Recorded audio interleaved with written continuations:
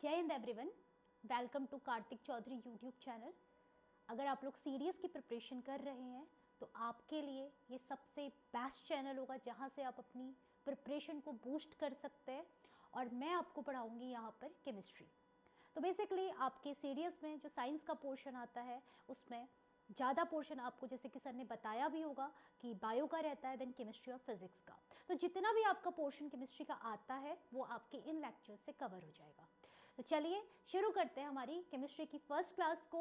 और आगे भी इन क्लासेस के लिए जुड़े रहने के लिए आप चैनल को सब्सक्राइब कर लीजिए और आपको सभी लेक्चर्स टाइम टू टाइम मिलते रहेंगे। तो चलिए शुरू करते हैं अपनी केमिस्ट्री की क्लास को। तो सबसे पहले देखो, अगर हम बात करते हैं केमिस्ट्री की, भाई केमिस्ट्री होता क्या है। अब अगर मैं आपसे पूछूंगी व्हाट इज केमिस्ट्री, तो आप में से बहुत सारे बच्चों के दिमाग में चलेगा study of chemicals. No, not study of chemicals. भाई केमिकल्स के बारे में आप पढ़ते हो, लेकिन और चीज़ों के बारे में भी तो पढ़ते हो, बहुत सारी चीज़ों के बारे में पढ़ते हो आप केमिस्ट्री में, नॉट ओनली केमिकल्स। ठीक है, तो आपको एक डेफिनेशन अगर पता हो तो उस सब्जेक्ट की वैल्यू ही और हो जाती है। तो भाई देखो केमिस्ट्री होती है, तो सिंपल शब्दों में बोले तो केमिस्ट्री की अगर हम बात करें तो केमिस्ट्री होती है branch of science that deals with the study of matter. भैया जिसमें आप किसके बारे में स्टडी करते हो, मैटर के बारे में स्टडी करते हो। यानी कि मैटर कैसे बना है, उसकी कंपोजिशन क्या है, उसकी स्ट्रक्चर क्या है, उसकी प्रॉपर्टी क्या है, इन सब के बारे में आप किस में पढ़ते हो, केमिस्ट्री में पढ़ते हो। अब आप लोग पढ़ते हुए आए हुए हैं कि केमिस्ट्री के हम लोग को 11th-12th में पढ़ाया, भाई 3 प्रकार की केमिस्ट्री होती है, branches, inorganic, organic and physical. But higher level पे जाओगे और ज़्यादा ब्रांचेस आपकी हो जाएंगी, बट इनिशियल लेवल पे हमारी 3 टाइप की ब्रांचेस होती हैं। इनऑर्गेनिक केमिस्ट्री वो होती है जहाँ पे आप कार्बन कंपाउंड की स्टडी नहीं करते, ऑर्गेनिक जहाँ पे आप कार्बन कंपाउंड की स्टडी करते हैं, और फिजिकल जहाँ पे आप इनसे रिलेटेड लॉज, इनसे रिलेटेड थ्योरम्स, इन सब के बारे में पढ़ते हैं, वो फिजिकल केमिस्ट्री। ओके, तो भाई हमने यहाँ पर एक वर्ड देखा, और वर्ड क्या था, मैटर। भाई अब सबसे पहले अगर हम बात कर रहे हैं मैटर की, तो मतलब हमें मैटर के बारे में पता होना चाहिए। भाई केमिस्ट्री तो हमने बोल दिया कि स्टडी ऑफ मैटर है, बट मैटर क्या है इसके बारे में भी तो हमें पता लगना चाहिए। तो भाई बहुत ही इंपॉर्टेंट चीज है ये है क्या। तो अगर मैं आपसे बोलूं व्हाट इज मैटर, तो आप बोलेंगे ma'am anything that occupy space and has मास। वो सभी चीजें जिसने स्पेस ऑक्यूपाई किया है और जिसके पास कुछ ना कुछ मास है। जैसे मैं हूं यहां पर खड़ी, भाई मैंने कुछ ना कुछ स्पेस ऑक्यूपाई किया होगा, आपको दिख नहीं रहा बट मैंने स्पेस ऑक्यूपाई किया है, ठीक है। और मास मतलब मेरा कुछ ना कुछ तो वेट होगा ना, भार होगा मेरा कुछ ना कुछ। अब मेरे हाथ में ये स्टाइलस है, आप देखो इसका कुछ ना कुछ मास होगा, और इसको मैं अपने हाथ में रख दूं, इसने कुछ ना कुछ स्पेस ऑक्यूपाई किया है।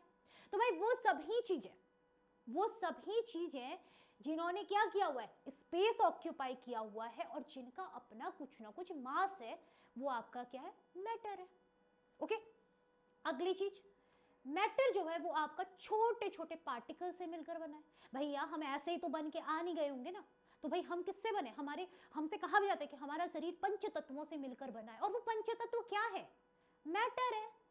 हवा क्या है, मैटर है। पानी क्या है, मैटर है। तो ये सभी चीजें क्या है, मैटर है। अब ये स्टाइलस मेरे हाथ में, ये कैसे बना होगा, छोटे छोटे पार्टिकल से मिलकर बना होगा, तो ये क्या है, मैटर है। सिंपल।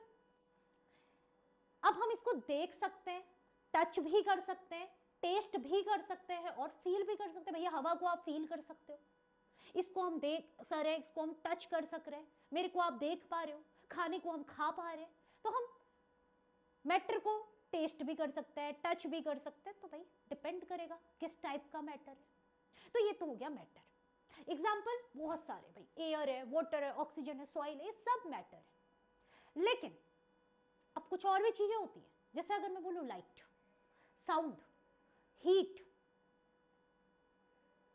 मैग्नेटिज्म, न्यूक्लियर एनर्जी, ये सब क्या है, ये फॉर्म ऑफ एनर्जी है। अब मैटर और एनर्जी में डिफरेंस क्या होता है, देखो मैटर हमने क्या बोला, भाई जिसके पास भी मास होगा, जिसके पास भी स्पेस होगा, वो मैटर है। बट एनर्जी क्या है, काम करने के लिए कैपेसिटी, काम करने की क्षमता। एनर्जी क्या है, कैपेसिटी टू वर्क। भाई आप मुझे एक बात बताओ, आपने केमिस्ट्री पढ़ते हो और केमिस्ट्री में आप बहुत सारे रिएक्शंस पढ़ते हो, भाई आप क्या करते हो, कोई रिएक्शन क्या होती है, हीट की प्रेजेंट में होती है, तो हीट क्या कर रही है, उस रिएक्शन को होने के लिए हेल्प कर रही है। तो भाई हीट एनर्जी ने क्या करा, रिएक्शन को होने के लिए हेल्प करी। ऐसे ही आपकी मैकेनिकल एनर्जी है, इलेक्ट्रिकल एनर्जी है, ये सब फॉर्म ऑफ एनर्जी है, ठीक है। या लाइट एनर्जी है, भाई बहुत सारी रिएक्शन ऐसी होती है जो लाइट की ही प्रेजेंट में होंगी, जैसे आप फोटोग्राफी के लिए यूज करते हो, वो लाइट की ही प्रेजेंस में होगी। तो भाई आपकी बहुत सारी चीजें ऐसी होती है जिसके लिए आपको एनर्जी की रिक्वायरमेंट होती है, और एनर्जी की रिक्वायरमेंट है क्यों, क्योंकि वो आपके काम के करने की कैपेसिटी को इंप्रूव कर रही है, बूस्ट कर रही है, काम करने की कैपेसिटी को बढ़ा रही है, तो वो आपकी क्या है, एनर्जी, ठीक है। तो मैटर और एनर्जी में आपको डिफरेंस पता होना चाहिए। अगली चीज देखते हैं। तो देखो, अब अगर मैं बात करूं प्रॉपर्टीज ऑफ मैटर की, भाई मैटर की भी अपनी कुछ प्रॉपर्टीज है, कुछ विशेषताएं हैं। भाई ये क्या है, पहली प्रॉपर्टी देखो, particles of matter have space between them. सबसे पहले तो भैया अभी हमने ये बात पढ़ी थी कि matter is made up of particle, किससे मिलकर बना है, पार्टिकल्स। अच्छा, अभी जो मैटर के पार्टिकल्स है इनके बीच में स्पेस है, क्या है, स्पेस है, और डिपेंड करता है कितना है। भाई कहीं पे स्पेस ज्यादा है, कहीं पे स्पेस कम है, कहीं पे स्पेस बहुत कम है, और कहीं पे स्पेस बहुत ज्यादा है, डिपेंड करेगा किस टाइप का है वो। तो बट स्पेस होता है, स्पेस क्या होता है, पार्टिकल्स के बीच में स्पेस होता है, और ये जो पार्टिकल्स है आपस में जुड़े हुए हैं, और जुड़े हैं तो मतलब इनके बीच में एक फोर्स लग रहा है, कैसा फोर्स, अट्रैक्टिव फोर्स। भाई ये एक अट्रैक्टिव फोर्स से जुड़े हुए हैं, तो आपके जितने भी पार्टिकल्स हैं आपस में क्या है, जुड़े हुए हैं, और वो किस फोर्स से जुड़े हुए हैं, आपका अट्रैक्ट कर रहे हैं बीच एक दूसरे को, यानी अट्रैक्टिव फोर्स है इनके बीच में। और अगली इंपॉर्टेंट चीज, और बहुत ही ज्यादा इंपॉर्टेंट चीज, particles of matter are continuously moving. भैया कंटिन्यूअसली मूव कर रहा है, पार्टिकल की एक विशेषता है कि वो कंटिन्यूअसली मूव करता है। अब मूवमेंट कैसा होगा, ये डिपेंड करेगा कि पार्टिकल कैसा है, आगे हम पढ़ेंगे किस किस टाइप का मूवमेंट होगा। भाई कोई बहुत तेज मूवमेंट करेगा, कोई बहुत कम मूवमेंट करेगा, कोई अपनी मीन पोजीशन जहां पे है वो वहीं पे मूव करेगा। बट बात तो ये है कुल मिला के कि भाई पार्टिकल मूव करता है, पार्टिकल मूव करेगा। अब स्पेस पर डिपेंड करेगा कि मूव कितना करेगा, कैसे करेगा, क्या करेगा। अच्छा एक चीज और देखो, मैं आपको यहाँ पे एक और चीज बताती हूँ, अगर आप कभी भी टेम्परेचर को इंक्रीज करो, टेम्परेचर को आपने क्या करा, इंक्रीज करा, तो हमेशा याद रखना काइनेटिक एनर्जी भी इंक्रीज होती है। और काइनेटिक एनर्जी किससे रिलेटेड होती है जी, काइनेटिक एनर्जी मूवमेंट से रिलेटेड होती है। यानी कि जितना ज्यादा टेम्परेचर बढ़ेगा पार्टिकल उतना ही मूव करेगा, जितना ज्यादा टेम्परेचर बढ़ेगा, जितना टेम्परेचर को बढ़ाओगे उतना ही आपका क्या होगा, पार्टिकल मूव करेगा, उतनी ही काइनेटिक एनर्जी बढ़ेगी। तो यानी कि इन दोनों का कैसा रिलेशन है जी, डायरेक्ट रिलेशन है, ये दोनों एक दूसरे के डायरेक्ट प्रोपोर्शनल है, ठीक है। जैसे जैसे टेम्परेचर बढ़ाओगे काइनेटिक एनर्जी बढ़ेगी, जैसे जैसे टेम्परेचर कम करोगे काइनेटिक एनर्जी कम हो जाएगी, सिंपल, वेरी सिंपल, ठीक है। अगले आगे देखते हैं, अब आगे समझते हैं अगली चीज, ये क्वेश्चन है। भाई क्वेश्चन में आपसे क्या पूछा हुआ है कि which of the following is और are the main characteristics of matter. भाई मैटर के कैरेक्टरिस्टिक्स क्या है, तो आप खुद देखो, particles of matter have space between them, इनके बीच में स्पेस होता है। दूसरा, particles of matter are stationary, stationary का मतलब क्या होता है, रुका हुआ है, स्टेशनरी मतलब रुका होना। Particles of matter attract each other, एक दूसरे को अट्रैक्ट कर रहा है, तो भैया क्या आंसर होना चाहिए, आपने अभी पढ़ा है भाई, आपका स्पेस होता है और अट्रैक्ट करता है, स्टेशनरी नहीं है, वो कंटिन्यूअसली मूव कर रहा है। पार्टिकल्स ऑफ मैटर क्या कर रहा है, कंटिन्यूअसली मूव कर रहा है। अब मूवमेंट कैसा होगा, डिपेंड करेगा कि किस टाइप का पार्टिकल है। तो भाई आपका जो करेक्ट आंसर यहाँ पे होना चाहिए वो क्या होगा, आपका सी होगा। Okay, 1 and 3। आगे आगे देखो, अब क्लासिफाई करते हैं, चलो। तो भाई देखो, आप लोग बचपन से पढ़ते आ रहे हो, बचपन से पढ़ते आ रहे हो स्टेजेस के बारे में, मैटर की टोटल इनिशियल लेवल पे आप 3 स्टेज पढ़ते हो। कौन कौन सी पढ़ते हो भाई, पहली स्टेज आप पढ़ते हो सॉलिड, दूसरी आप पढ़ते हो लिक्विड, तीसरी आप पढ़ते हो गैस। ये तो आपने इनिशियल लेवल पे पढ़ी, फिर आगे जाके हमको और पढ़ना पड़ा, 2 और स्टेज ऐड कर ली। जो आपकी फोर्थ स्टेज है, फोर्थ स्टेज ऑफ मैटर है, वो कौन सी है, प्लाज्मा। और फिफ्थ स्टेज ऑफ मैटर है आपकी Bose Einstein condensation, BEC, Bose Einstein condensation. होती क्या है अभी समझते हैं। तो भाई देखो, सबसे पहले समझना, हमारे पास मैटर की टोटल 5 स्टेजेस है, सॉलिड स्टेट, लिक्विड स्टेट और गैस, जिसको हम इनिशियल लेवल पे पढ़ते हैं, देन प्लाज्मा और बीसी। तो सबसे पहले हम इन तीनों को कंपेयर करके पढ़ेंगे, फिर हम प्लाज्मा और बीसी के बारे में पढ़ेंगे कि प्लाज्मा क्या होता है और बीसी क्या होता है। चलिए, तो सबसे पहले समझते हैं हम सॉलिड, लिक्विड और गैस को। तो भैया देखो, सबसे पहली चीज हम समझते हैं यहाँ पे क्या बोलता है कि सॉलिड जो होता है उनका शेप और उनकी वॉल्यूम दोनों की दोनों डिफाइनाइट होती है। भाई सॉलिड है कोई भी चीज, मान लो ये आपके पास ये स्टाइलस है, मैं अगर इसको किसी कंटेनर में डाल दूं तो आपको पता है इसका शेप चेंज नहीं होगा, ये एज इट इज रहेगा, और इसकी वॉल्यूम भी चेंज नहीं होगी। मान लो इसका कुछ भी भार है, कुछ भी है, एज इट इज रहेगा। तो ना तो इसका शेप चेंज होगा, ना ही इसकी वॉल्यूम चेंज होगी। दोनों के दोनों क्या है, डिफाइनाइट है, वॉल्यूम भी डिफाइनाइट है और इसका शेप भी डिफाइनाइट है। अगली चीज लिक्विड पे आ जाओ, भैया no definite shape but volume definite है। अब आप खुद समझो, मैं अगर लिक्विड की बात करूं, मैंने एक गिलास में पानी लिया तो उसने गिलास का शेप ले लिया, मैंने उस पानी को कटोरे में डाल दिया, उसने कटोरे का शेप ले लिया, अब मैंने उस पानी को थाली में डाल दिया, उसने थाली का शेप ले लिया, तो वही रहा। लेकिन मेरे पास मान लो 1 लीटर पानी था, अगर मैंने कटोरे में डाला वो 1 ही लीटर तो रहेगा ना, ऐसा तो नहीं कटोरे में डालते ही वो पानी कम हो जाएगा या कटोरे में डालते ही वो पानी ज़्यादा हो जाएगा, नहीं होगा। तो भैया उसका वॉल्यूम तो सेम रहेगा बट क्या चेंज हो जाएगा, शेप चेंज हो जाएगा। और अगर हम यहीं पर बात करें गैस की, ना तो डिफाइनाइट शेप है और ना ही डिफाइनाइट वॉल्यूम है, कुछ भी डिफाइनाइट नहीं है। मतलब क्या, जो गैसेस होती है ना उनकी इनफाइनाइट एक्सपेंडेबिलिटी होती है, कितना भी एक्सपेंड कर सकती है। जैसे आप एक कमरे में गैस भरो, कमरे का शेप ले लेगी, और एक कमरे में कितनी भी गैस भरी जा सकती है। अब आपने एक गुब्बारे में गैस भरी, गुब्बारे का शेप ले लिया, अब कितनी भी गैस भर सकते हो बट होगा क्या, प्रेशर की वजह से वो गुब्बारा फूट जाएगा। तो भाई होगा क्या कि गैस की जो एक्सपेंडेबिलिटी होती है वो काफी हाई होती है, कितना भी एक्सपेंड कर सकती है, इनफाइनाइट। तो हम इसके लिए क्या टर्म यूज करते हैं कि भाई इसका ना तो शेप डिफाइनाइट है ना ही वॉल्यूम डिफाइनाइट है। जिस कंटेनर में रखोगे उस कंटेनर का शेप ले लेगा, कंटेनर के अकॉर्डिंग ही उसकी वॉल्यूम हो जाएगी। तो ये इंपॉर्टेंट चीज है, फर्स्ट पॉइंट आपका ये। ओके, अब सेकंड समझते हैं पॉइंट को। भाई बोलता है कि जो सॉलिड होते हैं उसके मॉलिक्यूल्स के बीच में क्या होता है भाई, फोर्स ऑफ अट्रैक्शन ज्यादा होता है। अब आप एक चीज बताओ, फोर्स ऑफ अट्रैक्शन का मतलब क्या है भाई, एक दूसरे को अट्रैक्ट ज्यादा कर रहे हैं। अब सिंपल बात है, कोई भी चीज एक दूसरे को अट्रैक्ट कब करेगी, जब वो चीजें पास पास होंगी या दूर दूर होंगी। भाई कोई भी चीज है वो अट्रैक्ट कब करेगी भाई, जब पास पास होंगी। जब दूर दूर होए तो अट्रैक्शन खत्म हो जाता है भाई, एक इधर एक उधर कोई मतलब नहीं। लेकिन जब पास पास होंगी तो अट्रैक्ट करेंगे, देख रहे हैं दो रोज रोज एक दूसरे का मुंह, तो क्या होगा, अट्रैक्शन होगा। तो भाई यहां से समझना, जो सॉलिड के पार्टिकल्स होते हैं वो काफी पास पास होते हैं, काफी पास पास।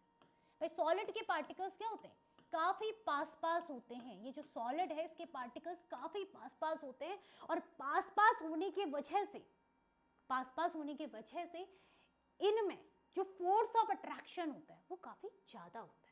फोर्स ऑफ अट्रैक्शन क्यों ज्यादा है, क्योंकि इंटरमॉलिक्यूलर स्पेस कम है, स्पेस कम है तो अट्रैक्शन ज्यादा है, लेकिन अगर स्पेस बढ़ गया तो अट्रैक्शन कम हो जाएगा। समझो, देखो भाई ये आपके पास है सॉलिड, ये आपके पास है सॉलिड, ये आपके पास है लिक्विड, और ये आपके पास है गैस। ये 3 तरीके के आपके पास स्टेजेस हैं। भाई अगर मैं आपसे बोलूं सॉलिड की बात करूं तो आपसे मैंने क्या कहा, पार्टिकल काफी पास पास होते हैं, पास पास है तो भाई मॉलिक्यूलर फोर्स ऑफ अट्रैक्शन क्या होगा, ज्यादा होगा, पास पास है। अगर लिक्विड की बात करें थोड़ा दूर है, थोड़ा दूरी बनाई हुई है, तो अट्रैक्शन क्या होगा, थोड़ा कम हो जाएगा। भाई गैस का एक पार्टिकल यहाँ है तो एक पार्टिकल यहाँ है, एक पार्टिकल यहाँ है, स्पेस इतना ज्यादा, तो ऑब्वियस क्या है, दूरियां बढ़ गई, दूरियां बढ़ गई तो क्या हुआ, अट्रैक्शन भी कम हो गया। तो भाई यहां से हमें क्या सीखने को मिला, यहां से हमें सीखने को मिला अगर स्पेस ज्यादा है, स्पेस ज्यादा है तो अट्रैक्शन कम होगा, क्या होगा, कम होगा। लेकिन अगर स्पेस कम है तो अट्रैक्शन क्या होगा, ज्यादा होगा। तो भैया किस पे डिपेंड करता है, किस पे डिपेंड करता है, स्पेस पे। जितना ज्यादा स्पेस उतना कम अट्रैक्शन, दूरियां बढ़ गई अट्रैक्शन भी खत्म। लेकिन पास पास है तो अट्रैक्शन ज़्यादा रहेगा। बहुत सिंपल चीज़, ठीक है। आगे समझते हैं अगली चीज़, अगला पॉइंट देखते हैं। ये दोनों पॉइंट आई होप आपको क्लियर होंगे। अगला, सॉलिड कांट बी कंप्रेस। भैया एक बात बताओ, जो ऑलरेडी पास है उसको आप कितना और पास लेके आओगे? सिंपल बात है, देखो मेरे ये दोनों हाथ पास में, अब मैं इसको कितना पास ले आऊंगी, लेकिन जब दूर होंगे तब कोई चीज पास आएगी ना। जो ऑलरेडी पास है उसे कितना पास लेके आओगे? तो सॉलिड के मॉलिक्यूल्स बहुत पास है, स्पेस बहुत कम है। भाई स्पेस अगर कम है तो क्या है, अट्रैक्शन ज्यादा है, मॉलिक्यूल्स बहुत पास में है, तो आप इसको कंप्रेस नहीं कर पाओगे। ये इसमें मॉलिक्यूल्स क्या है, सब पास हैं, आप इसको कंप्रेस नहीं कर सकते। मैं इसमें अगर मैं इसको जोर दे रही हूँ, प्रेशर दे रही हूँ, कंप्रेस नहीं होगा, नहीं पिचकेगा, ठीक है, टूट जाएगा बट पिचकेगा नहीं, मेरे से तो वो भी ना होगा। अगला, लिक्विड कैन बी कंप्रेस। भाई पार्टिकल थोड़ा क्या है, थोड़ा दूरी पे है, अब इतनी दूरी पे है कि आप इसको ला सकते हो, एक दूसरे के ऊपर ऐसे पार्टिकल आ जाते हैं, थोड़ा सा आप कंप्रेस कर सकते हो। लिक्विड को कंप्रेस कर सकते हो ना, लिक्विड के पार्टिकल्स दूर है तो पार्टिकल को पास में ला सकते हो। गैस, भैया इधर पार्टिकल है, एक पार्टिकल इधर है, एक तो पार्टिकल है, यहाँ से भी फोर्स लगाओ, यहाँ से भी फोर्स लगाओ, दोनों पास आ गए। तो गैसेस के पार्टिकल्स को क्या कर सकते हो आप, कंप्रेस कर सकते हो। सॉलिड के पार्टिकल्स को कंप्रेस नहीं कर सकते, लिक्विड के पार्टिकल्स को आप कंप्रेस कर सकते हो। गैसेस के पार्टिकल्स को तो आप बहुत आसानी से कंप्रेस कर सकते हो, हाईली कंप्रेसिबल होते हैं, हाईली कंप्रेसिबल। ओके, अगला देखो भाई, सॉलिड की अगर मैं बात करूं तो भाई सॉलिड है, हार्ड होंगे, ठीक है, स्पेस कम है, फोर्स ऑफ अट्रैक्शन ज्यादा है। तो भैया अगर किसी के बीच में स्पेस कम होगा और उनकी, आप इसको ऐसे ही समझो, दो दोस्त हैं, बिल्कुल बढ़िया कट्टर वाली दोस्ती है, पक्की वाली दोस्ती है। अब उनकी दोस्ती को तोड़ने के लिए ज़्यादा एनर्जी लगेगी, मतलब अगर उनकी दोस्ती को तोड़ना है तो एनर्जी क्या लगेगी, ज़्यादा लगेगी। तो अब इसको आप पार्टिकल के साथ जोड़ो, भाई दो पार्टिकल है पास है, उनके बीच के बॉन्ड को तोड़ने के लिए एनर्जी क्या लगेगी, ज़्यादा लगेगी। तो भाई आपका चाहे मेल्टिंग पॉइंट हो का क्या हो जाएगा, काफ़ी हाई हो जाएगा, हाई मेल्टिंग पॉइंट। क्यों? क्योंकि बहुत ज़्यादा एनर्जी देनी पड़ रही है पार्टिकल्स को तोड़ने के लिए, और डेंसिटी भी क्या है, हाई है। भाई भारी है, वो हार्ड है, तो क्या होगा, डेंसिटी भी क्या हो जाएगी, ज़्यादा हो जाएगी। लेकिन वहीं पे अगर मैं लिक्विड की बात करूं तो थोड़ा डेंसिटी कम होगी, पार्टिकल थोड़ा दूर है, थोड़ा सा आग लगाएंगे और दूरी बढ़ जाएगी। तो भाई तोड़ना आसान है, एमपीपीपी थोड़ा लो होता है। अब गैसेस जो ऑलरेडी इतना दूर है, खुद सोचो, जो ऑलरेडी इतनी दूर है, क्या होगा, उनको तोड़ने के लिए क्या एनर्जी लगेगी, ज़्यादा, थोड़ी सी एनर्जी से ही काम बन जाएगा। तो भैया गैसेस जो होती है वो क्या होती है, उनका जो बॉइलिंग पॉइंट होता है वो काफ़ी लो होता है, वेरी लो, बहुत ही कम होता है, ठीक है। एकदम से बॉन्ड ब्रेक हो जाएगा, एकदम से बॉन्ड टूट जाएगा। अगला देखो भाई, particles can't be move only vibrate. भाई देखो अब पार्टिकल्स बहुत नज़दीक है भाई, इधर देखो ये पार्टिकल्स काफ़ी नज़दीक है, इधर जाएगा इधर पार्टिकल, इधर जाएगा इधर पार्टिकल, इधर जाएगा इधर पार्टिकल, इधर जाएगा इधर, जा नहीं सकता इधर पार्टिकल, सब जगह पार्टिकल ही पार्टिकल है। तो अब पार्टिकल की प्रॉपर्टी है वो मूव कर रहा है, तो अब क्या करेगा, अपनी ही मीन पोजीशन पे मूव करने लगेगा, अपनी ही जगह पे घूमने लगेगा। इसको आप कहते हो वाइब्रेशन, वाइब्रेट करेगा, अपनी ही जगह पे घूम रहा है। तो आपका क्या हो जाएगा जी यहाँ पे, कि पार्टिकल यहाँ पे अपनी मीन पोजीशन पे ही क्या करने लगता है, मूव करने लगता है, अपनी मीन पोजीशन पे ही क्या करेगा, घूमने लगेगा, जिस जगह पे वो है वहीं पे वो घूमने लगेगा। Particles can slide over each other, एक दूसरे के ऊपर आ जाएंगे ऐसे ऐसे करके एक दूसरे के।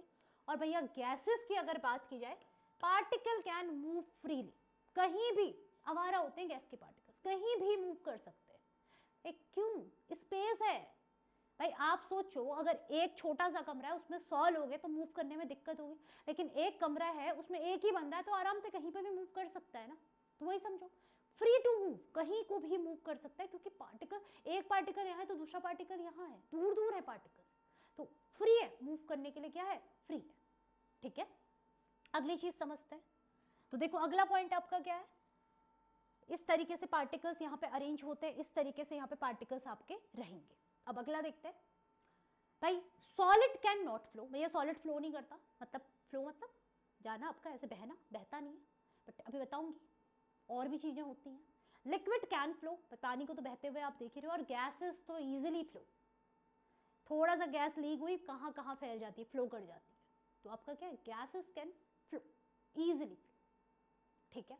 अगला देखो, अब समझो, जो आपका सॉलिड होता है उसके पार्टिकल्स पास है, बहुत पास है, सॉलिड के पार्टिकल्स क्या हैं, बहुत पास पास है। तो आपको पता है अगर पार्टिकल्स बहुत पास पास है तो काइनेटिक एनर्जी सॉलिड की क्या होगी, बहुत ज़्यादा लो होगी। क्या होगी, बहुत कम होगी, मूवमेंट बहुत कम देखने को मिलेगा। लिक्विड में थोड़ा मूवमेंट देखने को मिलेगा, लेकिन गैस की काइनेटिक एनर्जी बहुत बहुत बहुत ज़्यादा होगी, हाईली, बहुत ज़्यादा हाई होगी काइनेटिक एनर्जी। अब वहीं पे अगर मैं बात करूं, मैंने बोला था काइनेटिक एनर्जी का रिलेशन है टेम्परेचर के साथ। तो जैसे काइनेटिक एनर्जी यूज होती है मूवमेंट के लिए, किसी भी चीज के मूवमेंट के लिए, ऐसे ही आप थर्मल टर्म यूज करते हो, थर्मल एनर्जी वर्ड यूज करते हो किसके लिए जी, टेम्परेचर के लिए। किसके लिए, टेम्परेचर के लिए। भाई अगर काइनेटिक एनर्जी कम तो थर्मल एनर्जी भी कम, काइनेटिक एनर्जी थोड़ा ज़्यादा तो थर्मल एनर्जी भी थोड़ा ज़्यादा। गैस की काइनेटिक एनर्जी बहुत ज़्यादा तो थर्मल एनर्जी भी बहुत ज़्यादा। सिंपल बात है भाई, डायरेक्ट रिलेशन है ना। तो भाई आपका काइनेटिक एनर्जी यहाँ पे पार्टिकल्स की कम हुई तो थर्मल एनर्जी भी कम हो जाएगी। गैसेस के केस में काइनेटिक एनर्जी बढ़ी तो थर्मल एनर्जी भी बढ़ जाएगी। तो आपका क्या है, इस चीज पे डिपेंड करेगा। अगला, अब जैसे मैंने बोला कि जो थर्मल एनर्जी होती है पार्टिकल्स की वो डिपेंड करती है टेम्परेचर पे, और जैसे जैसे टेम्परेचर बढ़ेगा काइनेटिक एनर्जी बढ़ेगी। भैया ये बात हम कर चुके हैं। लेकिन एक और चीज है, क्या, force of attraction. Force of attraction, ये क्या चीज है भैया, ये फोर्स ऑफ अट्रैक्शन जो होता है वो आपका डायरेक्टली प्रोपोर्शनल होता है किसके, प्रेशर के। किसके होता है जी, प्रेशर के। यानी कि जैसे जैसे आप प्रेशर बढ़ाएंगे तो फोर्स ऑफ अट्रैक्शन बढ़ेगा। लाइक एग्जांपल देते हैं आपको, एक हाथ इधर है एक हाथ इधर है, मैंने प्रेशर इंक्रीज किया, मैं इधर को इस हाथ को प्रेस करके यहाँ को लाई लाई लाई, अब देखो ये पास पास आ रहे पास पास आ रहे पास पास आ रहे, तो फोर्स ऑफ अट्रैक्शन भी क्या हो रहा है, बढ़ रहा है। तो प्रेशर अप्लाई करने से फोर्स ऑफ अट्रैक्शन बढ़ेगा। यानी कि प्रेशर किसके प्रोपोर्शनल है, force of attraction is directly proportional to pressure. जितना ज्यादा प्रेशर अप्लाई करोगे उतना ही ज्यादा फोर्स ऑफ अट्रैक्शन होगा। अब इसको एक कैसे समझेंगे, देखो जैसे मैंने बोला गैस के पार्टिकल्स है, अब गैस के पार्टिकल्स में मैंने प्रेशर अप्लाई किया, क्या करा, प्रेशर बढ़ाया, प्रेशर बढ़ाया तो क्या हुआ, फोर्स ऑफ अट्रैक्शन बढ़ा, तो गैस का पार्टिकल किस में चेंज हो गया, लिक्विड में। फिर लिक्विड के पार्टिकल्स पे भी मैंने प्रेशर अप्लाई किया, प्रेशर अप्लाई किया तो क्या बढ़ा, फोर्स ऑफ अट्रैक्शन बढ़ा, तो ये किस में कन्वर्ट हो गया, आपका सॉलिड में। किस में कन्वर्ट हो गया, आपका सॉलिड में। अब दूसरी चीज इसी को देखते हैं, सॉलिड है, मैंने क्या करा, टेम्परेचर को बहुत ज्यादा बढ़ा दिया, तो यानी कि काइनेटिक एनर्जी बढ़ी, तो ये किस में कन्वर्ट हुई, लिक्विड में। और लिक्विड के भी टेम्परेचर को मैंने बहुत ज्यादा बढ़ा दिया, तो यानी कि यहां पर भी आपकी काइनेटिक एनर्जी बढ़ी और आपका ये कन्वर्ट हो गया गैस में। तो अगर मेरे को क्या करना है, मुझे गैस को डायरेक्टली सॉलिड में कन्वर्ट करना है, बहुत ज्यादा क्या कर दूं, प्रेशर अप्लाई कर, बहुत ज्यादा, मैं बहुत ज्यादा उसको प्रेशर अप्लाई कर दूंगी, वो सॉलिड में चेंज हो जाएगा। और अगर मुझे सॉलिड को डायरेक्टली गैस में कन्वर्ट करना है, बहुत ज्यादा टेम्परेचर अप्लाई कर दूं, उसका टेम्परेचर बहुत ज्यादा बढ़ा दूं, तो भी वो चेंज हो जाएगा। अच्छा, मैं इसको ये भी कह सकती हूँ कि अगर मुझे गैस को सॉलिड में कन्वर्ट करना है तो मैं टेम्परेचर बहुत ज़्यादा कम कर दूं, टेम्परेचर कम कर दूं कि काइनेटिक एनर्जी कम हो जाएगी, अट्रैक्शन बढ़ जाएगा। इसको आप ऐसे भी बोल सकते हो, तरीका है बोलने का, ठीक है। तो ये दोनों के दोनों पॉइंट आपके इंपॉर्टेंट है, ये दोनों के दोनों पॉइंट आपके क्या है, इंपॉर्टेंट है, ये आपको पता होना चाहिए। ओके, चलिए आगे बढ़ते हैं और आगे समझते हैं इसको। अच्छा, अब हमने क्या करा, सॉलिड्स को भी क्लासिफाई किया है। अब सॉलिड को हमने दो पार्ट्स में क्लासिफाई किया है, क्रिस्टलाइन सॉलिड और एमॉर्फस सॉलिड। क्लासिफिकेशन करी, सॉलिड को भी बांट दिया। कैसे बांटा, एक हमने कहा क्रिस्टलाइन सॉलिड होता है, दूसरा हमने कहा एमॉर्फस सॉलिड होता है। अभी क्रिस्टलाइन सॉलिड क्या होता है और एमॉर्फस सॉलिड क्या होता है समझो। देखो, अगर आपका के पास कोई भी पार्टिकल्स है, कोई भी आयन है, कोई भी मॉलिक्यूल है, कुछ भी हो, उसका रेगुलर अरेंजमेंट देखने को मिले, जैसे पॉजिटिव फिर negative, positive negative, positive negative, positive negative, positive negative, positive negative, positive negative, positive negative, positive negative, positive negative, positive. तो आप यहाँ पे देख सकते हो एक रेगुलर अरेंजमेंट देखने को मिल रहा है, और ये कितनी भी लंबी रेंज हो सकती है, कितनी भी लंबी। अब बोर्ड छोटा पड़ जाएगा, रेंज छोटी नहीं पड़ेगी। तो देखो, पॉजिटिव के बाद नेगेटिव आया, फिर पॉजिटिव आया, फिर नेगेटिव आया, फिर पॉजिटिव आया, फिर नेगेटिव आया। तो इस तरीके का अगर आपको अरेंजमेंट देखने को मिल रहा है तो आपका क्या होगा, क्रिस्टलाइन सॉलिड। Regular arrangement. अच्छा, इसको आप आयंस की फॉर्म में भी लिख सकते हो, जैसे NaCl, NaCl, NaCl, Cl, Na, Cl, Na, Cl, Na, इस तरीके से। तो आपको यहाँ पर अरेंजमेंट देखने को मिल रहा है, प्रॉपर अरेंजमेंट। Na के बाद Cl आया है, फिर Na के बाद Cl, Na के बाद Cl, Na, Cl, Na। तो ये क्या है आपका क्रिस्टलाइन सॉलिड, जहाँ पर आपको रेगुलर अरेंजमेंट देखने को मिले। लेकिन वहीं पर अगर मैं एमोर्फस सॉलिड की बात करूँ तो भैया अरेंजमेंट कैसा होगा, मान लो पॉजिटिव है, नेगेटिव, फिर आपका आ गया नेगेटिव, फिर पॉजिटिव, फिर नेगेटिव, पॉजिटिव, पॉजिटिव, नेगेटिव, कुछ भी रैंडम अरेंजमेंट, या रैंडमली अरेंज्ड है, या आपका कह सकते हो कि आप इरेगुलर अरेंजमेंट है, या अरेंजमेंट है भी तो बहुत ही शॉर्ट रेंज तक है, तो वो क्या होगा आपका, एमोर्फस सॉलिड। तो क्रिस्टलाइन सॉलिड क्या होते हैं, जहां पे आपको रेगुलर अरेंजमेंट देखने को मिले, और एमोर्फस सॉलिड क्या होते हैं, जहां पे आपको इरेगुलर अरेंजमेंट देखने को मिले, अरेंजमेंट ही ना हो। दूसरा, जो क्रिस्टलाइन सॉलिड होते हैं वो ट्रू सॉलिड होते हैं, भैया जो होते हैं वही होते हैं, यानी कि जो दिखते हैं वही है, सॉलिड ही है। लेकिन जो एमोर्फस सॉलिड होते हैं वो सूडो सॉलिड होते हैं, सूडो मतलब फॉल्स, सॉलिड नहीं है पर हमें दिख सॉलिड रहे हैं। क्या फिर ये है आपके सुपर कूल्ड लिक्विड, लिक्विड को बहुत ज्यादा ठंडा किया हुआ है, और आपको पता है अगर आप लिक्विड को ठंडा करोगे तो क्या होगा, काइनेटिक एनर्जी लो हो जाएगी, और लिक्विड किस में कन्वर्ट हो जाएगा, सॉलिड में। तो भाई ये है क्या, ये है आपके सुपर कूल्ड लिक्विड। आपने लिक्विड को बहुत ज्यादा कूल कर दिया तो आपका क्या बन गया, एमोर्फस सॉलिड। अगला देखो भाई, मेल्टिंग पॉइंट शार्प, शार्प मतलब क्या होता है भाई, फिक्स है, ये इसी पॉइंट में आपका मेल्ट करेगा, फिक्स है मेल्टिंग पॉइंट। लेकिन अगर मैं यहीं पर बात करूं एमोर्फस की, मेल्टिंग पॉइंट शार्प नहीं है, फिक्स नहीं है, हीट के अकॉर्डिंग जितनी आपने हीट दी। अगर ऐसे एग्जांपल देती हूं मैं आपको, ठीक है, एमोर्फस सॉलिड का एक एग्जांपल है आपका पॉलीथीन। अब आपने कभी देखा होगा, अगर आप पॉलीथीन को आराम से जलाओ, आराम से जलेगी, लेकिन जलती हुई आग में डाल दो एकदम से जल जाएगी। तो इसका मतलब क्या, कि पॉलीथीन का मेल्टिंग पॉइंट फिक्स नहीं है।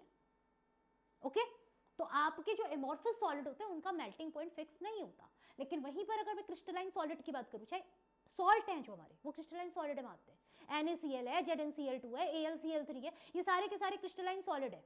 इसका मेल्टिंग पॉइंट फिक्स है। आइस मेल्टिंग पॉइंट फिक्स है, क्रिस्टलाइन सॉलिड है। डायमंड क्रिस्टलाइन सॉलिड है, क्वार्ट्ज क्रिस्टलाइन सॉलिड है, ग्रेफाइट क्रिस्टलाइन सॉलिड है, ठीक है। वहीं पे रबर क्रिस्टलाइन सॉलिड है, नहीं सॉरी, रबर एमोर्फस सॉलिड है, ग्लास एमोर्फस सॉलिड है, और ये प्लास्टिक एमोर्फस सॉलिड है। अब आप बोलोगे ग्लास कैसे, अभी बताऊंगी आपको, ठीक है।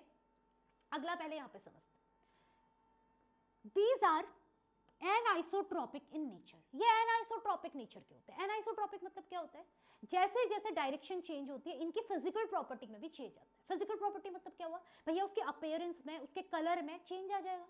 डायरेक्शन के चेंज होने के साथ साथ फिजिकल प्रॉपर्टी चेंज हो रही है, यानी एनआइसोट्रॉपिक। अब समझो कैसे, देखो जैसे मैंने आपसे बोला कि डायरेक्शन चेंज हो रही है तो फिजिकल प्रॉपर्टी चेंज हो रही है।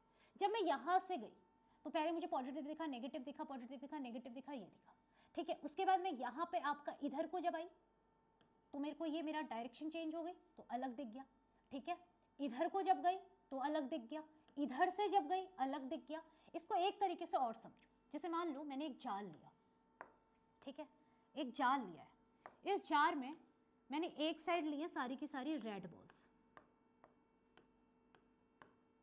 और एक साइड ली है येलो बॉल्स, आप समझिएगा, ठीक है। अब देखो मैं इस डायरेक्शन से आई तो मुझे येलो दिखा, लेकिन इस डायरेक्शन से आई तो रेड दिखा। कलर चेंज हुआ, और कलर क्या है, फिजिकल चेंज। तो आपका क्या होता है, डायरेक्शन चेंज होने के साथ साथ फिजिकल प्रॉपर्टी में चेंज आता है। लेकिन अब दूसरी चीज देखना, दूसरा एग्जांपल समझना। मैं अगर बात करूं एनआइसोट्रॉपिक, ये मैंने एक जाल लिया, इसमें मैंने रैंडम बॉल ले ली, कुछ रेड, अरेंजमेंट तो फिक्स है नहीं, तो कुछ येलो, रैंडम बॉल ले ली ऐसे, यहाँ पे बनाया। तो भाई अब आप एक चीज देखो, आप कहीं से भी देखो आपको रेड एंड येलो दिख रहा है, यहां से भी देखो रेड एंड येलो, यहां से भी देखो रेड एंड येलो, या यहां से भी देखो रेड एंड येलो। तो हुआ क्या, यह है आइसोट्रॉपिक। डायरेक्शन अगर आपने चेंज कर भी ली, कोई चेंज नहीं आने वाला फिजिकल प्रॉपर्टी में। फिजिकल प्रॉपर्टी में डायरेक्शन के चेंज होने के साथ चेंज नहीं आएगा। लेकिन वहीं पर अगर मैं बात करूं क्रिस्टलाइन सॉलिड, यहां पर क्या होगा, चेंज आएगा। जैसे ही आपने डायरेक्शन चेंज करी तो फिजिकल प्रॉपर्टी में भी चेंज आया।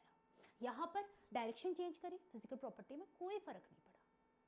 एग्जाम्पल ये है, और ये एग्जाम्पल बहुत इंपॉर्टेंट है। पेपर में पूछे जाते हैं। अच्छा एक और बात, जो ये एमोर्फस सॉलिड होते हैं ना, ये फ्लो करते हैं। आप बोलोगे मैम कैसे, यहाँ पे ग्लास नहीं है, मैं तुम्हें दिखाती हूँ। आप कभी ना कांच का गिलास लेके आते हो, बिल्कुल जब नया होगा ना आप देखोगे सब जगह से एक सेम सा है, लेकिन जैसे जैसे वो पुराना होगा तो आप देखोगे ऊपर से तो वो पतला हो गया और नीचे डेंस हो गया, मोटा हो गया। तो क्या हो रहा है, वो धीमे धीमे फ्लो कर रहा है, आपको विजिबल नहीं है, दिखेगा नहीं, लेकिन वो धीमे धीमे फ्लो करता है, क्योंकि वो क्या है, सुपर कूल्ड लिक्विड है। जैसे आपने धूप में रखा, कहते हैं कांच के गिलास को ज़्यादा देर धूप में मत रखो, कभी सुना होगा, आपके पेरेंट्स कहते हैं ऐसा, तो वही है। तो जब आपका टेम्परेचर बढ़ गया तो फिर वो अपनी स्टेज पकड़ लेगा। ठीक है, चलिए आगे आते हैं। अब बात करते हैं अदर स्टेट की, जो हमारी दो और बची हैं, प्लाज्मा। अब प्लाज्मा क्या होता है भाई, देखो बहुत ही आसान, super excited state of particle. Super excite कब होगा भाई, पार्टिकल कब होगा सुपर एक्साइटेड, जब उसकी काइनेटिक एनर्जी बहुत ज्यादा हाई होगी। भाई काइनेटिक एनर्जी को जब आप बहुत ज्यादा हाई कर दो, टेम्परेचर को बहुत ज्यादा बढ़ा दो, भाई जब टेम्परेचर को आपने बहुत ज्यादा बढ़ाया तभी तो काइनेटिक एनर्जी बढ़ी। भाई आपने बहुत ज्यादा गैसियस पार्टिकल को का टेम्परेचर और ज्यादा बढ़ा दिया, गैस थी और उसका और टेम्परेचर दे दिया, तो अब होगा क्या, पार्टिकल इधर उधर और ज्यादा मूव करने लगेंगे, एक्साइटेशन होना लगेगा, एक्साइटेड हो जाएंगे पार्टिकल, दूर दूर भागने लगेंगे। काइनेटिक एनर्जी बहुत ज्यादा हाई, टेम्परेचर बहुत ज्यादा हाई, फोर्स ऑफ अट्रैक्शन खत्म, पार्टिकल इधर उधर इधर उधर चले गए, फोर्स ऑफ अट्रैक्शन खत्म, बिल्कुल नेग्लिजिबल।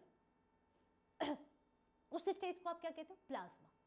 अच्छा प्लाज्मा एक और चीज होती है, प्लाज्मा में क्या होता है, देखो प्लाज्मा के बारे में लिखा हुआ है, it occurs when matter is heated to a very very high temperature, not very high, it's very very high temperature.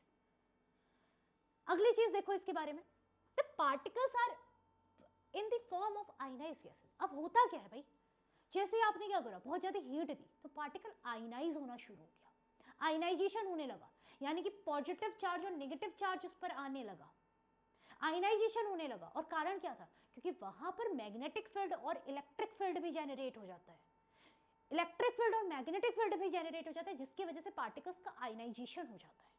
तो भाई आपसे अगर पूछा जाए कि प्लाज्मा स्टेज क्या है, तो आप बोलोगे जहां पे पार्टिकल्स बहुत ही ज्यादा सुपर एक्साइटेड हो, काइनेटिक एनर्जी बहुत हाई हो, टेम्परेचर बहुत हाई हो, फोर्स ऑफ अट्रैक्शन बहुत लो हो, मैग्नेटिक और इलेक्ट्रिक फील्ड जनरेट हो जाए, वो आपका प्लाज्मा स्टेट है। एग्जाम्पल पूछो तो बोलो सन, सन में आपको प्लाज्मा देखने को मिलता है। भाई नेचुरल एग्जाम्पल है, स्टार क्या है, वहां पे टेम्परेचर बहुत ज्यादा हाई है तो देखने को मिलेगा, नॉर्मल सी बात। आर्टिफिशियली कहाँ पे देखने को मिलता है, घरों में जो आपकी ट्यूबलाइट होती है, जिसको आप फ्लोरोसेंट ट्यूब कहते हो, ट्यूबलाइट, ठीक है, नियॉन साइड बल्ब, जो वो येलो कलर का बल्ब होता है घर में, सब प्लाज्मा। ओके, अच्छा प्लाज्मा जो होता है, एक और चीज नोट करना, प्लाज्मा जो होता है नेचर ऑफ गैस पे डिपेंड करता है। मतलब आप अगर चेंज करोगे ना गैस को, तो भाई प्लाज्मा का कलर चेंज होगा। तो ये देखो भाई, ये बिल्कुल कितना चमकदार है, ये प्लाज्मा। इस एग्जाम्पल है किसका, आपका आयनाइजेशन हो रहा है, एनर्जी बहुत ज़्यादा बढ़ रही है। ठीक है, देखते हैं आगे आते हैं। अब BEC, बोस आइंस्टाइन कंडेंसेशन, दो व्यक्तियों के द्वारा इसकी खोज की गई, उनको ही जो है क्रेडिट देने के लिए इसका नाम रख दिया गया BEC, बोस और आइंस्टाइन ने इसको खोजा था। उन्होंने बताया, क्या बताया उन्होंने भाई, जस्ट ऑपोजिट है प्लाज्मा का। प्लाज्मा क्या थी, super excited state of particle, high kinetic energy, high temperature. यहाँ उल्टा, kinetic energy very very low, negligible, temperature मतलब thermal energy again very very low, force of attraction FOA very very high. तो हुआ क्या, particles बहुत एक दूसरे के बहुत ज्यादा पास में आ गए, और इतने पास आ गए, इतने पास आ गए कि एक सुपर एटम का फॉर्मेशन कर दिया, एक बड़ा सा एटम बन गया, सुपर एटम बन गया, पार्टिकल्स मिल गए। अब तुम खुद देखो भाई, यहाँ पे क्या होगा, काइनेटिक एनर्जी लो, बिल्कुल खत्म, नेग्लिजिबल, टेम्परेचर थर्मल एनर्जी भी लो, फोर्स ऑफ अट्रैक्शन भाई इतने पास पास हैं तो अट्रैक्शन क्या होगा, बढ़ेगा, तो फोर्स ऑफ अट्रैक्शन क्या हुआ, बढ़ गया। तो आपका ये सब आपको देखने को यहाँ पे मिला। ठीक है, तो भाई जब आप गैस को कूल करते हो तो आपका कौन सा आएगा, कूल करना, कूल कर रहे हो, टेम्परेचर गिरा सकते हो, प्रेशर उस पर अप्लाई कर सकते हो, तो आपकी बोस आइंस्टाइन कंडेंसेशन आपकी आ जाएगी। ठीक है, तो आपको ये पांचों की पांचों स्टेजेस के बारे में पता होना चाहिए, ये आपके पेपर में पूछी जाती है। पांचों की पांचों स्टेजेस से क्वेश्चन बने हुए हैं, प्रीवियस ईयर क्वेश्चन अभी दिखाऊंगी भी मैं आपको, ठीक है। चाहे एनडीए हो चाहे सीडीएस हो, हर जगह पे क्वेश्चन आते हैं। अगर आप डिफेंस से रिलेटेड कोई भी एग्जाम दे रहे हो, यूपीएससी अगर आपका एग्जाम कंडक्ट करा रही है, तो उसमें आपको ये क्वेश्चन देखने को मिलेगा ही मिलेगा। ओके, अब आप देखो क्वेश्चन है बोस-आइंस्टाइन कंडेंसेशन हैव, क्या होता है बोस-आइंस्टाइन कंडेंसेशन में, क्या आपको देखने को मिलता है भाई? अभी हमने पढ़ा था बोस-आइंस्टाइन कंडेंसेशन में क्या होता है भाई, very low kinetic energy, kinetic energy बहुत ज्यादा लो हो जाती है, तो वेरी लो काइनेटिक एनर्जी। और वहीं पर अगर मैं बात करूं अगला, विच of the following incorrect about plasma, अब तुम एलिमिनेशन मेथड भी यूज कर सकते हो। देखो फ्लोरोसेंट ट्यूब और नियॉन साइड बल्ब में प्लाज्मा का यूज होता है, बिल्कुल होता है। Gas get ionise when electrical energy flow through, भाई अभी पढ़ा था आपने, इलेक्ट्रिकल और मैग्नेटिक फील्ड यहाँ पे जनरेट हो जाता है, तो आयनाइज होंगी gases. It consist super energetic and super excited particle, बिल्कुल भाई। Plasma glows with colour which does not depend upon the nature of gas, अभी बताया था आपको मैंने, it depends upon the nature of gas, तो आपका क्या हो जाएगा आंसर डी। ओके, चलो आगे आते हैं। अब फेस ट्रांसफॉर्मेशन के बारे में पढ़ते हैं। देखो फेस ट्रांसफॉर्मेशन बचपन से पढ़ते हुए आ रहे हो, कुछ नहीं है, बस याद दिला रही हूँ मैं आपको। आपके पास अगर सॉलिड है और आपको सॉलिड को कन्वर्ट करना है किसमें, लिक्विड में। आइस को अगर आपको लिक्विड में कन्वर्ट करना है, क्या करते हो, आइस को क्या कर देते हो, मेल्ट कर देते हो। तो सॉलिड से लिक्विड में कन्वर्ट होना क्या होता है जी, सॉलिड से लिक्विड में अगर कोई चीज कन्वर्ट हो रही है तो आपकी हो जाएगी मेल्टिंग। और अगर आप लिक्विड से सॉलिड जा रहे हो, वापस से जमा लो ना उसको, क्या कर लो, फ्रीज कर लो, फ्रीजिंग, या इसी को आप सॉलिडिफाई भी कहते हो, उसको सॉलिडिफाई कर लो, है ना। तो फ्रीजिंग, भाई दो चीजें तो आ गई। अब तीसरी देखो, लिक्विड से गैस में जा रहे हो, कैसे जाओगे, क्या करोगे, उबाल लो पानी को, गैस बन जाएगी। यानी कि उबालना मतलब बॉइलिंग, और बॉइलिंग को साइंस की टर्म में वेपोराइजेशन कह देते हैं। वेपोराइजेशन बॉइलिंग दोनों सेम ही है, लिख देती हूँ यहाँ पे, कर लो, ठीक है। अब गैस को लिक्विड में करना है, भाई गैस को लिक्विड में अगर कन्वर्ट करना है तो क्या करो, प्रेशर दे दो, कंडेंस कर दो, कंडेंसेशन, इसको क्या कहते हैं, कंडेंसेशन।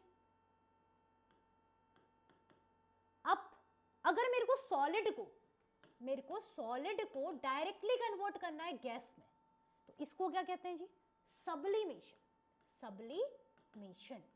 और आपके पेपर में पूछा गया है, सीडीएस में ये क्वेश्चन आया हुआ था कि अगर आपको गैस को कन्वर्ट करना है सॉलिड में, इसको क्या कहते हैं, तो इसको कहते हैं जी डिपोजिशन। क्या कहते हैं, डिपोजिशन, बस सिंपल, वेरी सिंपल। तो solid to liquid melting, liquid to solid freezing, liquid to gas vaporisation या बॉइलिंग, और gas to liquid condensation, simple. Gas sorry solid से सीधे गैस क्या, सब्लिमेशन, और गैस से सीधे सॉलिड डिपोजिशन। ये पेपर में आया हुआ है आपके, डिपोजिशन पूछा हुआ था, ठीक है। अब आगे देखो कुछ और भी टर्म्स हैं इससे रिलेटेड। कंप्रेशन क्या होता है भैया, कंप्रेस प्रेशर, और आपको पता है प्रेशर अप्लाई करोगे तो क्या होगा, गैस लिक्विड में कन्वर्ट होगा, लिक्विड सॉलिड में कन्वर्ट होगी, पढ़ा है अभी पढ़ा है आपने ये चीज। तो भैया कंप्रेशन गैस टू लिक्विड, ठीक है। अब समझो, एग्जाम्पल देते हैं। आपके घरों में सिलेंडर होगा, सबके घर में होता है, उसमें एक गैस होती है जिसका नाम होता है एलपीजी, और एलपीजी में आपके हाइड्रोकार्बन कौन से होते हैं, एक होता है प्रोपेन और एक होता है ब्यूटेन। अच्छा मैं आपसे एक क्वेश्चन पूछती हूँ, आप लोग इसको कमेंट बॉक्स में आंसर करेंगे, ठीक है। मैं आपसे जो क्वेश्चन पूछूंगी इसका आंसर आप कमेंट बॉक्स में करेंगे।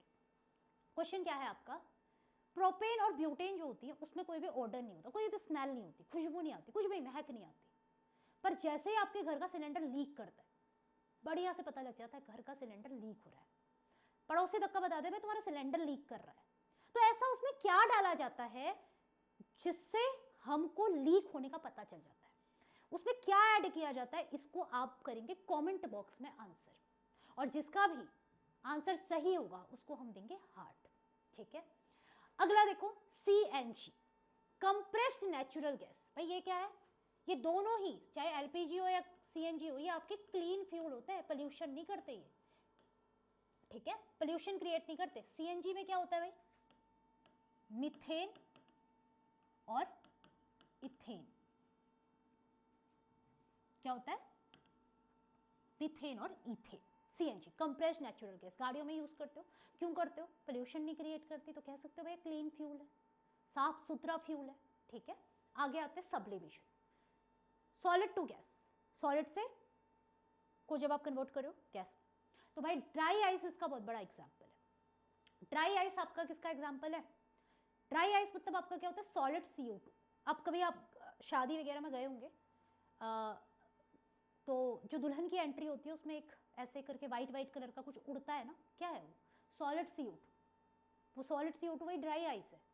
तो ड्राई आइस ऐसे उड़ती है, आप कभी देखोगे एंट्री होती है ना दुल्हन की, तो ऐसे ही उड़ रहा होता है, तो solid CO2, dry ice, sublimation का एग्जाम्पल। आयोडीन भी सब्लिमेशन का एग्जाम्पल है। कैम्फर, कपूर रख दो आप कपड़ों में, वो उड़ जाएगा अपने आप, लिक्विड में कन्वर्ट नहीं होगा, आपके कपड़ों को गीला नहीं करेगा, सीधे उड़ जाएगा, तो सब्लिमेशन का एग्जाम्पल है। डिपोजिशन अभी बताया था, गैस से सॉलिड। भाई आपका फ्रॉस्ट का बनना, मतलब अभी क्या होता है, ठंडियों में आप स्कूटर बाइक चला रहे हो, सुबह सुबह आप देखोगे काले रंग का कोई कपड़ा पहन लो, काले रंग की कोई जैकेट पहन लो, उसमें सफ़ेद सफ़ेद से छोटे छोटे पार्टिकल्स आ जाते हैं, क्या है वो? फ्रॉस्ट है वो। गैस लिक्विड में कन्वर्ट हो गई है, और गैस लिक्विड में कैसे कन्वर्ट हुई? जब टेम्परेचर बहुत कम हुआ, और ठंडियों में टेम्परेचर कम रहता है, तो गैस क्या हुई? गर्मियों में नहीं मिलेगा वो, कब मिलेगा? ठंडियों में, क्योंकि टेम्परेचर कम हुआ, तो फॉर्मेशन ऑफ फ्रॉस्ट। स्नो का फॉर्मेशन, भाई बर्फबारी हुई, वाटर वेपर किस में कन्वर्ट हो गया? आपका सॉलिड में कन्वर्ट हो गया, तो वो आपका किसका एग्जांपल है? डिपोजिशन का, ठीक है। आगे आते हैं कंडेंसेशन, ये भी वही है, प्रेशर अप्लाई करोगे गैस से लिक्विड। जब आप फ्रिज में कोई बॉटल रखते हो, ठीक है, उसको आप जब बाहर निकालते हो तो आप देखोगे उसमें बूंद बूंद सी आ जाती है, वो किसका एग्जाम्पल है? कंडेंसेशन का। सुबह सुबह वो घास होती है, उसमें आप देखोगे पानी सा पड़ा होता है, ओस गिरी होती है, किसका एग्जाम्पल है? कंडेंसेशन का। गैस कन्वर्ट हो गई लिक्विड में। तो ये सब आपके क्या है? कुछ फेज ट्रांसफॉर्मेशन है जो आपको पता होनी चाहिए, जो आपसे पेपर में पूछे जाते हैं, ठीक है। तो इतना आपके लिए ये बहुत इंपॉर्टेंट है। अच्छा, ये पेपर में आया हुआ एक क्वेश्चन है, ड्राई आइस क्या होती है? अभी आपको बताया कि ड्राई आइस क्या होती है? Solid CO2। क्या होती है आपकी? ड्राई आइस होती है। किसका एग्जाम्पल है ये?